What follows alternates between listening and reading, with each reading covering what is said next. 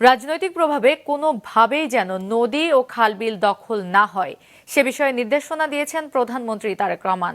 সকালে সচিবালয়ে প্রধানমন্ত্রীর সাথে পানি সম্পদ ব্যবস্থাপনা নিয়ে বৈঠক শেষে একথা জানান পানি সম্পদ মন্ত্রী।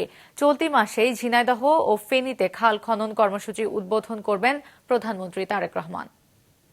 20,000 কিলোমিটার খাল খনন কর্মসূচি যখন আমরা সমাপ্ত করতে যাব, তাহলে বুঝতেই হবে যে এখানে অনেকগুলো প্রতিবন্ধকতা আছে, অনেকগুলা বাধা আছে। অনেক জায়গায় বিভিন্ন শিল্পের ও কলকারখানার বর্জ্য আবর্জনা এখানে স্তূপ হয়ে আসছে। অনেক জায়গায় কেউ দোকান, কেউ বাড়িঘর অনেক জায়গায় নির্মাণ করেছেন। এগুলাকে আমাদের অবমুক্ত করতে হবে এবং সেই জন্য আমরা কঠিন পদক্ষেপ হাতে নিয়েছি যেন সবকিছু সুন্দরভাবে আমরা সমাধান করতে পারি।